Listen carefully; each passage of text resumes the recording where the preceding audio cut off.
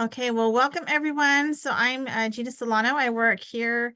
I'm an assistant professor in the secondary education and educational technology department.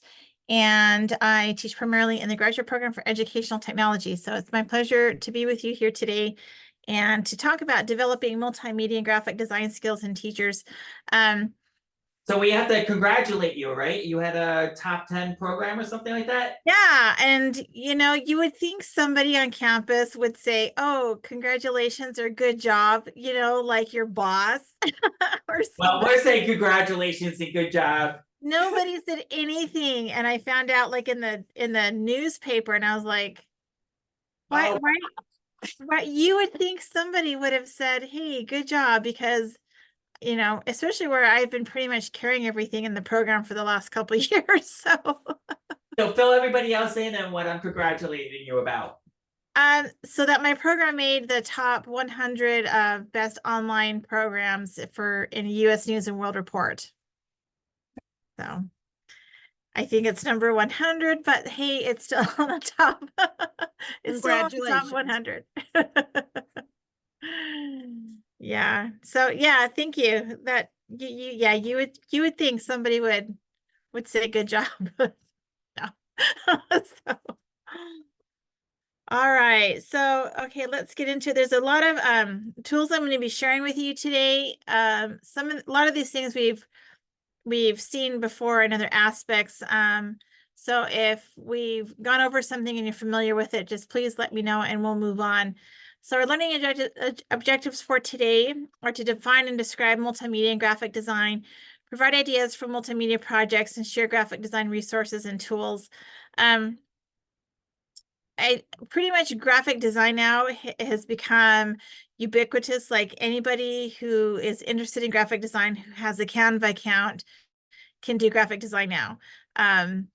Which is great because 6 or 8 or 10 years ago when people were still making flyers on Microsoft Word, they looked terrible and they were basic.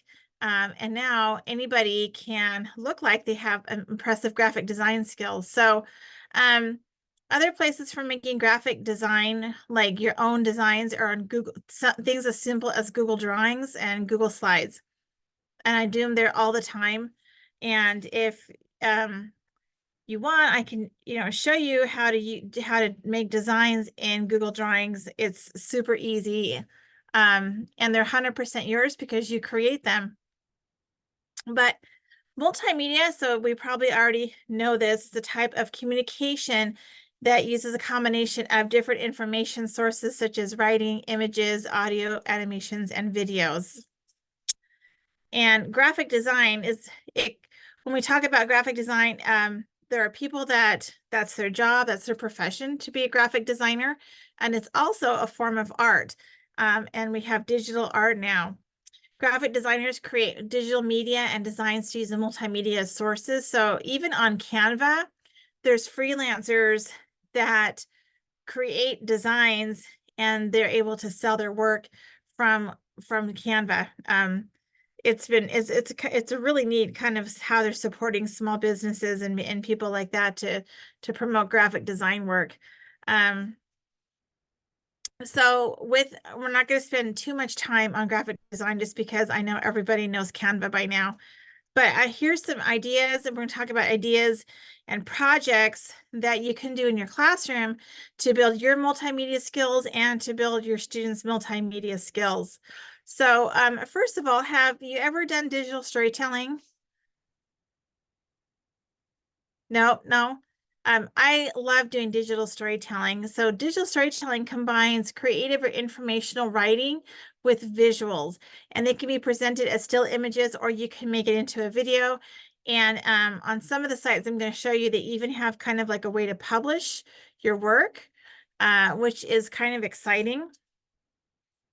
So you can just use basic presentation software to create digital stories. I mean, they're very, very basic and very easy, but if you really want to push your multimedia skills, using sites with your students such as Adobe Express. So Adobe Express is similar to Canva in many, many ways. It's free. It's designed for education. And it has a whole bunch of different projects you can make on there. They used to have a template for creating digital stories that I really, really liked, but now they've changed it and upgraded it to just kind of a video type of a template. And so we'll visit Adobe Express later on. My favorite website is Storybird, and I think I might have shown you this before. But let's watch a little bit about what Storybird is. Welcome to Storybird, a place where children can unlock their creative potential and increase their writing skills by creating comics, picture books, poems, short stories, and chapter books quickly and easily. But Storybird is not just a home for your child and their writing. We're a home to school teachers who Like just an innocent little well-known authors, talented artists, and professional book There are editors lots of people who want to become writers. who work together to bring one-of-a-kind educational writing courses to you and to thousands of students every day. Our courses and guides cover elementary school to high school. And if you're more of a non-traditional writer, we have you covered too. We have courses on writing epic fantasy stories, video game plots, and graphic novels. But we also cover the basics with how-to guides so you can improve the overall quality of all of your writing. Here at Storybird, we have over 1,000 outstanding artists from all over the world, contributing more than 10,000 breathtaking illustrations that you can use for inspiration or incorporate into your story to help make your vision a reality. Storybird also provides teachers the tools they need for the classroom: student management, assignments, shareable student showcases, and a professional teacher's guide to help along the way. With our magical mix of creative story-making tools, inspirational artwork, and solid educational courses, Storybird will help you add your unique story to the world. So come and join us along with millions of other Storybird users and start your writing journey today. So what I love about Storybird is that it really changes the approach to how we're teaching storytelling and writing. Usually what I've seen, and I'm not trying to offend anyone, but what I've seen in the classroom is that teachers we really don't understand how to teach about creative writing. And they put maybe a prompt on the board and they sit all the students in front of a blank white piece of paper and say, okay, write a story. And that's not how real writers do their writing. They have inspiration, they have ideas, they have experiences, and then they start writing. And so what Storybird does, it has thousands of pieces of artwork that they pay to use. They pay artists to use as artwork. And then I think you saw different clips where students were dragging and dropping the artwork onto and to fill their storybook pages. And so they're using the art and the pictures to inspire the story, which I love that approach because it's really giving students ideas of like, oh, well, what happened next and what can happen here? But they also have, the curriculum there. So if the teacher doesn't feel like, you don't know a lot about a certain type of a genre, you can assign it to your class. You can print the books off on PDFs for free, and for a charge, you can print them as paperbacks and hardbacks. So, so when I talk about publishing, you can actually have students write a book, and if their parents wanted to pay for it, then they can actually have a physical book. They also have a global bookshelf where students can post their stories, and they go through a review process. And so Storybird makes sure that they're content appropriate. So anything on their digital bookshelf, that their users have written is safe for anybody to read. That's another neat way of publishing, because a student can go on there and see how many people have read their books. And you don't need to have a lot of graphic design skills. The students just drag and drop the pictures. You can assign poetry, you can assign short stories, you can assign chapter books, or just writing exercises. So Storybird is probably my favorite digital storybook website. Little Bird Tales, though, if you're teaching elementary, this site is free. So Storybird, it does have a membership cost. But if I was a school principal, I would buy it for my school because it's just that fabulous. So Little Bird Tales is similar to that. It has mind mapping, digital storytelling.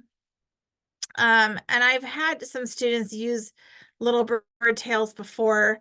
Let's see. I think this is the wrong website. Let's see,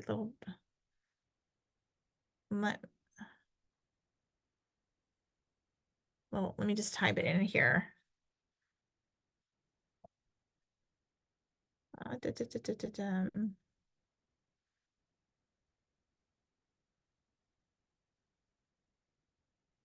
Well, apparently I was linking to the wrong site. And maybe it doesn't, maybe it's just not working anymore. Okay, so we'll move on. But Little Bird Tales was similar to Storybird, but it was just really, really basic. There's several other, Scholastic, I think, has a website for creating digital stories as well.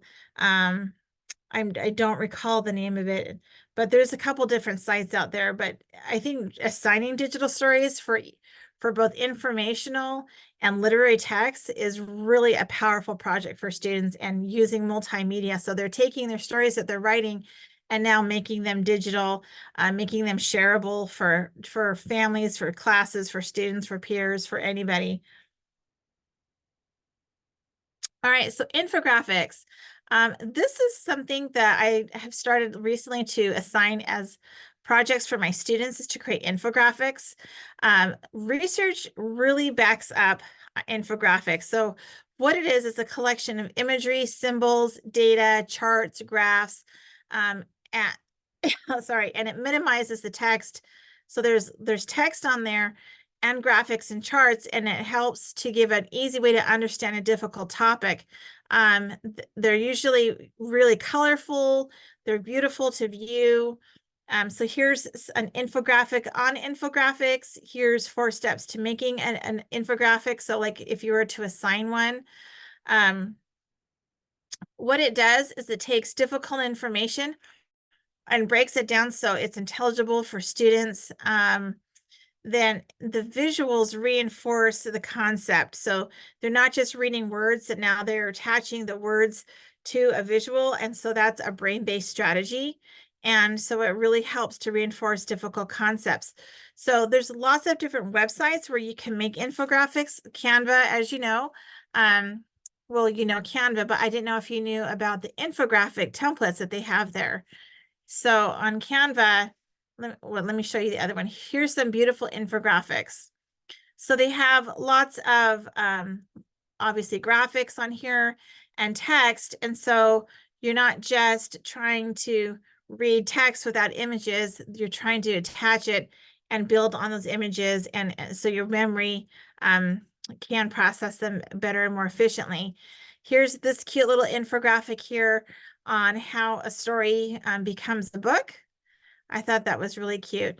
But this is also a great assignment to give students a story or an article or something that's nonfiction, and maybe it doesn't have pictures with it, and say, okay, or maybe it has a couple, but just not enough, and to make that into an infographic. And I tell you right now that they're going to remember that content a whole lot better than if you just assigned the reading and moved on. Some of obviously Canva, and in Canva, we'll just open up Canva real fast here. They have it as one of their go-to templates, education infographics. And they have tons and tons of designs. The traditional design are long and narrow. You can print them out and put them on bulletin boards. They're very, very cool. But there's lots of different designs, and they kind of should look the same, that they have text and pictures together on one space. So instead of a presentation that might have 15 or 20 different slides, it's all on one space, on one page, or on one poster. Pictochart is another website that you can create, I think about like 5 free ones. And let's see, if I haven't used Pictochart in a while because you have a paid account now, but okay, thank you. All right.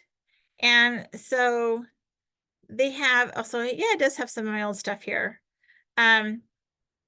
So they have, this is basically the whole program is an infographic maker. And again, you're using their templates and you're combining visuals, graphics, text, and you can make flyers and posters here as well, but it's a fun tool, Pictochart. Visme and Venngage are also two infographic tools. And so this is a site from Visme, but they have the dashboard, it has all of those free graphics and you can pull them in and add your text to them. So lots of really easy to use tools that are multimedia based and super easy to use. Venngage has some beautiful infographics as well. We just won't spend the time and go to it. Okay. So our next multimedia are podcasts. I know we know what they are, but have you ever made one? Have you ever made a podcast? No. Okay. So podcasts, they are a great project for you to do or to assign to your students. I've made podcasts before and I've sent them out as announcements. Let's see. As announcements. Or I've had students synthesize information and create a podcast out of it. The best tool for podcasting is Spotify for podcasters. And it used to be an app called Anchor, but now they've combined it just into Spotify. And so this is my Spotify channel, and it doesn't cost me anything. It's completely free. So I designed my thumbnail here, and then I have several different announcements and things that I've posted and I've created, and I don't have a ton. I just have students that basically listen to mine when I assign it. But let's just go up here. So this is what students will see, and they'll see my different podcasts, and they're really, really easy to make. And so if you have any questions on how to do any of these things, just interrupt me and ask, and I can provide more information. But some of the best tools, let me jump ahead here. I recommend having a decent mic. The mics on our laptops are not great for really good quality audio recording. It's very, very basic. For about $20. Yeah, you've got one there. Yep. You've got a nice one on your desk, on your table there too. Yeah, that one looks pretty nice too. You can get a decent one for about $20 and onwards up, depending on how much money you do or you do not want to invest in it. Right here on my desk, I have this little soundboard here, and you can attach your microphone right here in the center, and so that will capture like any extra sounds or having your sound waves bounce off areas in your room. So it's really trying to capture all the sound in the microphone, and it makes a more crisp and clean sound. So that's some of the tools for it. But I'm going to show you the new Spotify for podcasters. This is really short. Whether you're just discovering your voice or taking your show to the next level, you know what the world needs to hear. All you have to do is say it. With Spotify, set up your podcast, your food podcast, your mindfulness podcast, your never thought you'd get this far podcast, and watch those sparks fly. I put a picture of the Drop the episode anywhere people listen and find out who they're cooking with, where they're finding inner balance, and why they love your show. You're already a creator. Now you can create, connect, and get paid for your passion with one single free tool. Spotify for podcasters. Talk where the world listens. So people make money off of their their podcasts. I just do mine for school. I don't do daily or weekly podcasts, but you can monetize them, if you're interested. And if you want to be a professional, podcaster, that's something you can do. My Spotify account, like I said, it's completely free. I make my recording using the website I showed you, and it's just click and record. And some people suggest having a script. Some people suggest ad-libbing it. Usually, I think unless you have a lot of practice, sometimes having a script is a little bit nicer, but you don't want to sound like you're reading from a paper or from a book or from script. That's the trick, is trying to read something and have that natural sound. But it's definitely one way to really level up your multimedia skills, is to create podcasts, or like I said, have your students create them, especially like students that are learning English.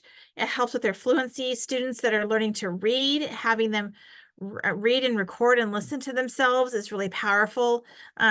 Students studying foreign languages, creating audio recordings of what they're doing, again, is really, really powerful stuff. So consider Spotify for podcasters.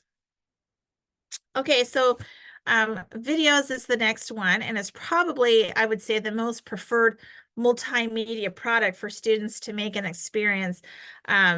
It combines text, visuals, and animation. And for teachers, we are seeing on YouTube now more and more educators that have their own YouTube channel. There was a teacher in Maryland who her channel was called Pocket Full of Primary. I don't know if you've heard of that. But every time I go onto YouTube now and I'm searching for something because I need to learn about something or other, I'm seeing more like classroom teachers with their own YouTube channel. Making YouTube videos is not hard. And depending on your school's, privacy policies and things like that, we don't want to put things on social media or on YouTube that you don't have permission to, but you can use programs like Canva and Adobe Express and make a class project and make a video that doesn't have your students in it. Maybe they're narrating it, or they're speaking on it, but we're not showing them showing images of students, that you can upload to YouTube for free and then share your project with the world. It's very easy to upload to YouTube, and if you have a Gmail account, you already have a personal YouTube account. And if you want me to show you how to do that, I certainly can. It's very, very easy. So when making videos, there's a few places that provide free stock backgrounds and images and content and video clips that you can use to make your videos look more professional. So when you're making a video in Canva or Adobe, or if you have a Mac and you want to use iMovie, these are my favorite places to get content. So Unsplash is completely free, and it has high resolution images on just about anything you can think of, and they're beautiful. And you just type in your topic here. So if we type in forests, and it has all of these beautiful images that you can use for free. It's gorgeous. The next one is Pixabay. Pixabay is my #1 favorite, and the #2 would be Unsplash, and then Pixels. And Cover is a brand new one, and I haven't used that one yet. But Pixabay, it has gorgeous, beautiful photos. And so this really makes your presentations, your videos, your media look so much more professional. You're not going to Google and grabbing stuff that you may or may not have permission to use. You have permission to use anything here. So I can type here, if we're studying about a country, I'll just type in Scotland, and gorgeous, gorgeous pictures. So what's even cooler with Pixabay is that it has a contract now with Canva, And so you can click on here and it will open that picture in Canvas. So if you want to put text on it or modify it or put it in a project, look down here. It has some suggestions on how to use this in some of the Canva products, and it's completely free.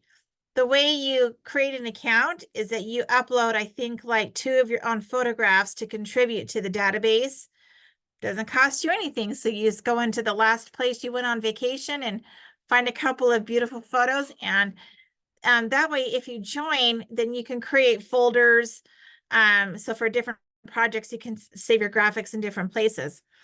Now, what's even cooler about Pixabay is that it not only has graphics, but it has vector images, illustrations. So if you're looking at something more cartoony, but it also has video clips, music, sound effects, GIFs, and that's probably other users.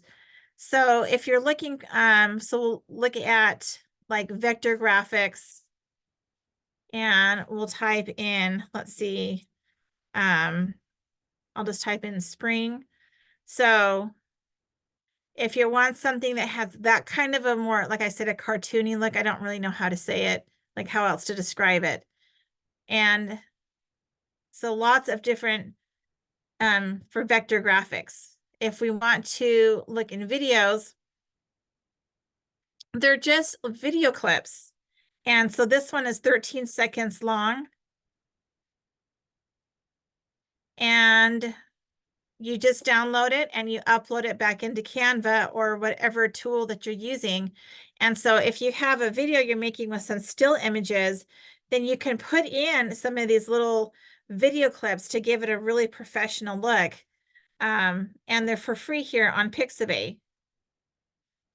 So besides the videos, they have music. So if you want, because we don't want to violate copyright and we don't want students to violate copyright, you can send them to Pixabay and they can find music for their videos. And they have lots and lots and lots. They have almost 400, well, that's on the content of spring. So we're just going to put like instrumental maybe. So thousands, 6,300 just instrumental. So we'll just click on this one and listen to it for a second.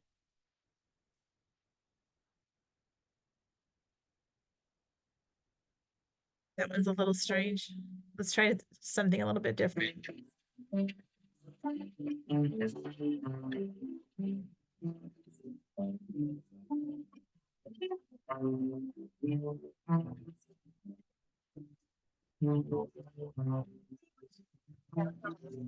So lots and lots of just different choices for students. And so one of the important things about using multimedia is helping teachers as well as students to use resources that they have permission to use, so they're not violating copyright and just trying to go to Google Images or go to random places or something like that. And then I think what's also fun are sound effects. So we can put in like, I don't know, animals is pretty generic. But here's a wolf howling. Let's try that one. So how fun if they're creating a digital story and it's a spooky story, they can put in a sound effect like that into their digital story. Here's a horse. Yeah, forest ambiance.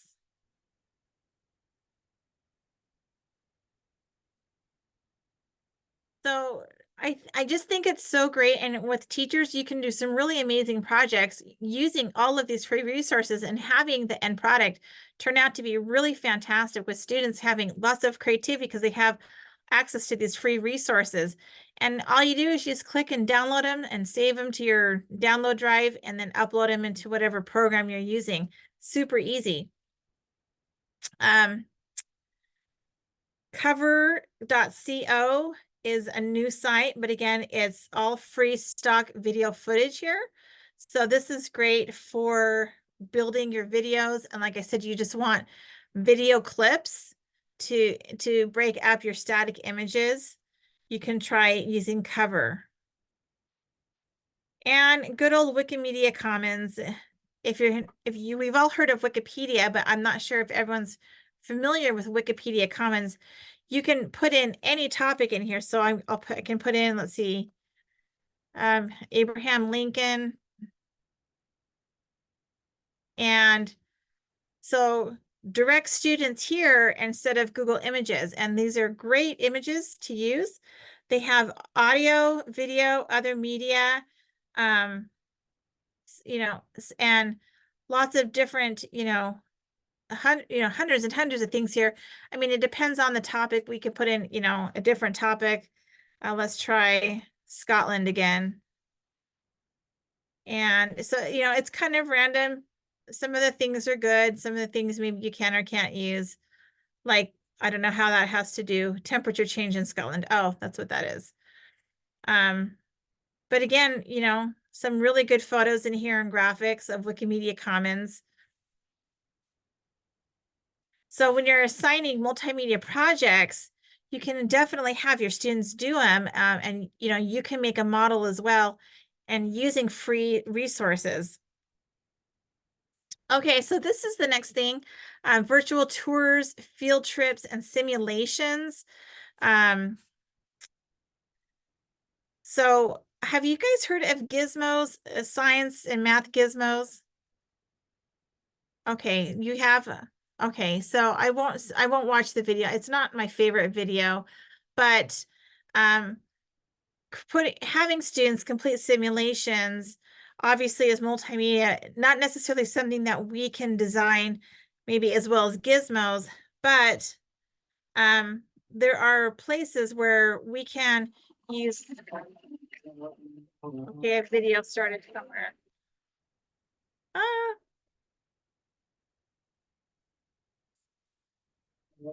Okay. Oh, I know what I did. I put sound on this slide and I forgot.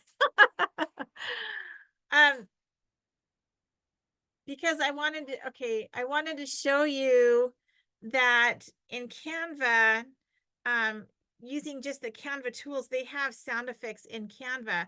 So if you wanted to create a video, and I think I showed you this last time, the talking head videos, and you can record your video on Canva now. So if I hit escape, I could present and record at the same time. And then it would turn on my camera and put a little, it would put me down in the corner of my presentation, which is great because then you can record your lesson and share it online with your students. But you can also attach audio to the whole presentation or to just, the one slide at a time. And that's what I was doing on that slide is showing how you can add audio to your Canva presentations. So let me go back here. Okay. We visited Google Arts and Culture before when we were talking about, I think it was international connections, let's see, international and global classroom connections. They also have virtual field trips. And ThingLink, I'm going to show you a video on ThingLink. This is the next big thing. And so if you haven't heard of ThingLink before, I really encourage you to create an account and to play around with it. You get, I think it's like 60 days of a free trial.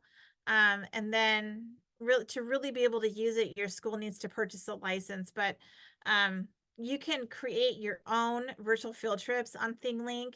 You can create interactive learning experiences. You can create simulations. You can use it for virtual reality and augmented reality. So ThingLink is Ed2Law compliant. It has ADA compatibility with it. And it really is the next big thing. Discovery Education, I think we're all familiar with that. They provide virtual field trips. The website virtualfieldtrips.com, for $45 a year, you can have a subscription to virtual field trips. And then there's the gizmos that has the simulation. So we'll jump to here and just show you this video on ThingLink.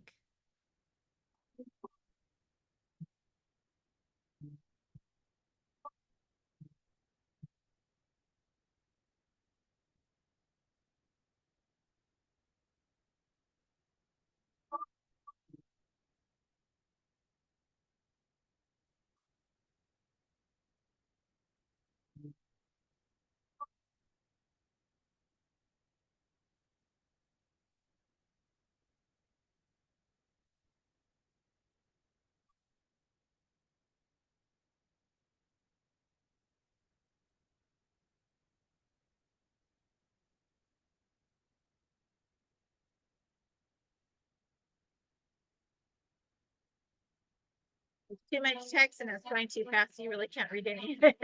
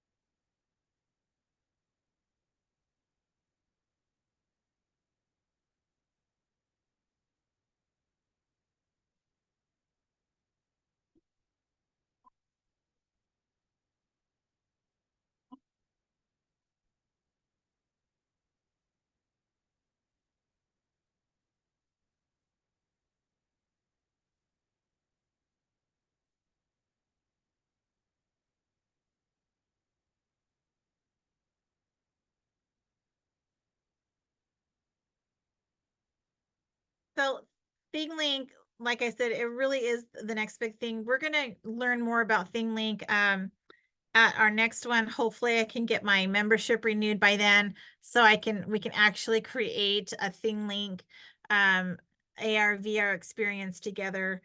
So that'll be in a couple of weeks from now, in 2 weeks. Okay, so image creating software again. Everybody knows Canva.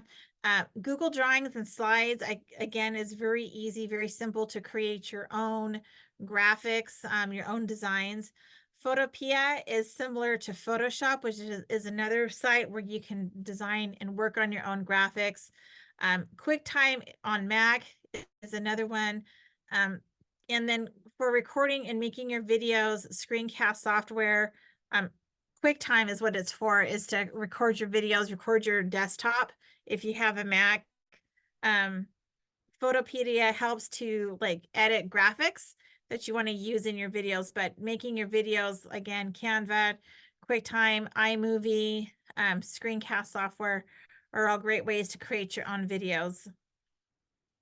Okay, so again, with videos, you can use your own cell phones, your own smartphones nowadays. I mean, everybody has a pretty decent camera on there. YouTube also has a free audio library. So again, if you're looking for sounds, for music, for sound effects, you can try the audio library. Free Sound is another website. Creative Commons is another one. We haven't been there yet, but Pixabay, like I already showed you, has almost 2,000 royalty-free sounds. Canva has one of their apps, Toontank, and if you want me to show you, I can show you how to use Toontank and add a sound to a slide. It's very easy. Creative Commons, it has not only sound, but it has images as well too. So the Creative Commons website, you can get a whole bunch of stuff here. It's nonprofit, and they have just tons and tons of free content for education for anybody who's creating anything multimedia, is the Creative Commons. Okay, so another idea for using multimedia is to assign your students to create a multimedia presentation for science projects, history fairs, culture fair projects. Traditionally moms have to go buy that big trifold board and they print everything out. Well, they can create it on a slide and then just project the slide, and then it's enlarged at the same size. You have about the same space as you would on those trifolds. Some places like school districts, they can actually print them poster size. I know we've got a print shop here that can do that, and there's other places that can do that as well. But think of actually having them use digital media for creating posters and creating presentations for some of these projects. So there's resources online for creating science fair boards, just using, like I said, presentation software. Here's an image of a student who's using multimedia in her science fair project. Okay, so music projects. So that's another way to enhance the use of multimedia in your school, in your classroom. One project that I did back when I was still teaching in the classroom is that we read a novel. I think it was Princess Bride. and have students select, compile a song list. And they actually, back when I was teaching, they actually burned it onto a CD. That sounds so old fashioned now. But do you guys remember making your own CDs? And so they justify and they provide explanation of why each song, they matched it to separate characters, and then they got to design the album cover. So to kind of modernize that type of project, they can create their own like Spotify playlist and then provide an explanation of why each song is, attached to each character or a scene or a theme in the book or the story. And then they can use, like Canva and other graphic design tools to create the thumbnail images for like a podcast or something like that, or for their song list, to create the media for that, the graphic on the top. Other ideas is to have students rewrite song lyrics to create a video, and then also just simply adding sounds to presentations is just an easy way to make it, multimedia through text, through, video, through images, and through sound. Some music resources. This is really fun. Chrome Music Lab. I don't know if you've heard about it, but we'll visit that in just a second. And I created a song on there, like a 5-second song. GarageBand on your Macs are good tools for you for playing with music and sound. Carnegie Hall Music website has resources for teachers for teaching and using music in the classroom.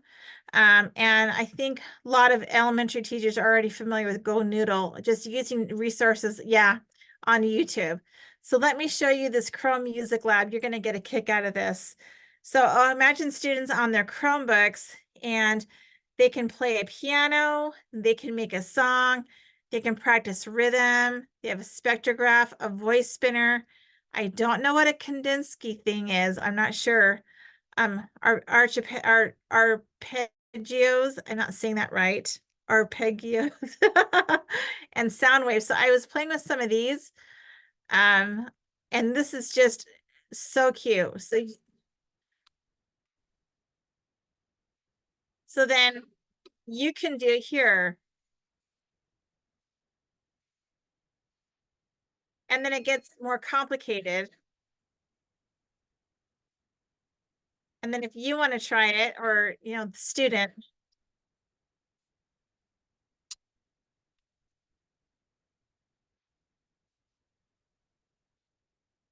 it's so cute. And then just keeps getting more complicated, and you can choose which which which instrument. I thought that was super cute. They have a shared piano.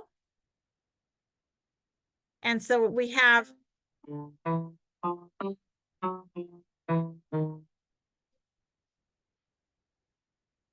I'm like, that, how fun is that, just to play some music? And then you have a song maker. And so these are and I don't know enough to know where the keys are, like the C, D, E, F, G. So I was playing around with this.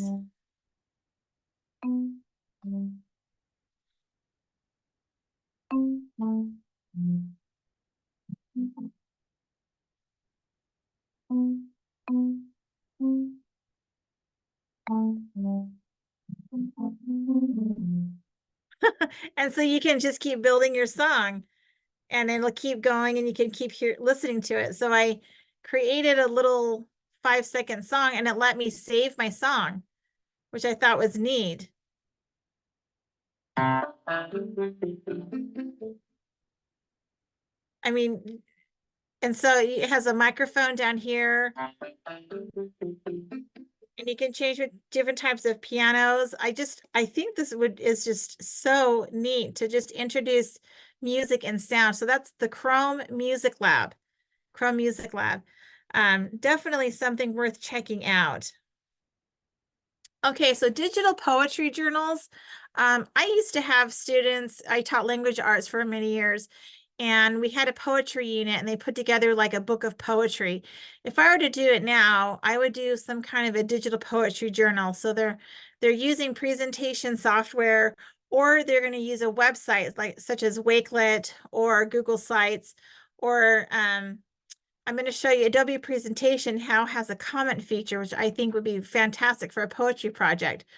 But Wakelet, I don't know how familiar, or maybe you've heard of Wakelet, but these are great for having a collaborative space, and you can share any kind of media on here.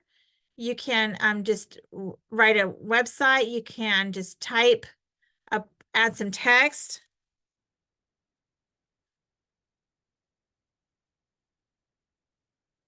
So they could type a poem directly on there.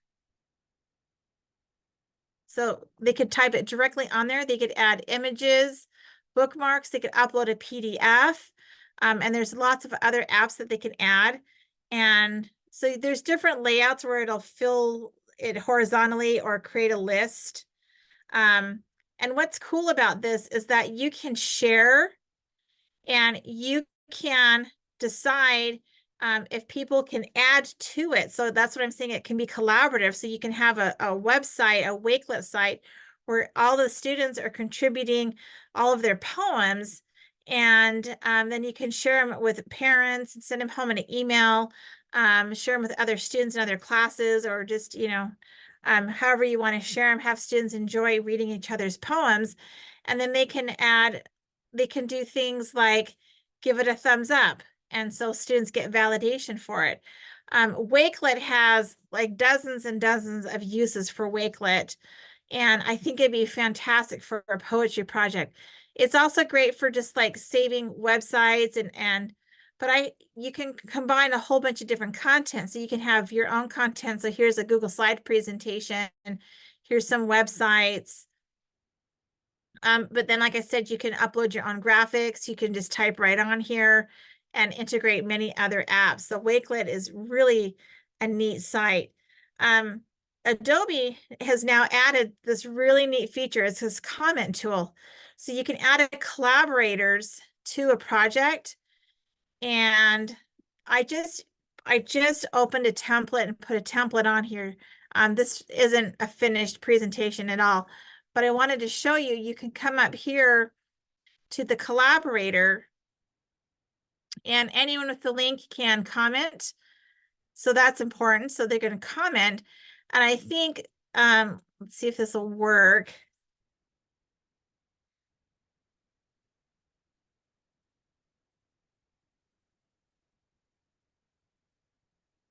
I think it's not saved yet. But what it does is I'm not, and I'm just figuring out how to use this because a student turned a project in just this week and it had a place where I could comment over here. I'm not doing something right, but this is something I want to explore more because I think that's a really neat way. Let's see, submit feedback, add comments. Oh, here it is. So I can say, oh, great job. love your, if this was technically a poetry journal. But I would love I love it. It's kind of like VoiceThread where on each slide you can add comments. So you can add comments, no comments on the screen. So, you can go ahead and add a comment at the top. So it's really great for collaboration to provide feedback. So I think that's really a neat tool there as well. We are nearing the end, my friends. So creating videos for social media, there's a lot of teachers now and that have their students create videos for TikTok and other social media. But hopefully you have got some good ideas today, and I introduced you to some new tools and ways to improve your own multimedia. So that's what I have for you, friends. Are there any comments or questions that you might have? Nope. Erin, is there anything you wanted to share with us before we sign off? No, thank you, Gina. That was terrific. We're over here playing with some of the music programs and like we're playing as we're doing this. Great. Very cool. There's quite a bit here that I didn't know about. So very Good. All right. Well, thank you, everyone. Thanks for coming today, and we'll see you in a couple of weeks. all right. Thanks, everyone. Bye. Have a good night. Bye. Right.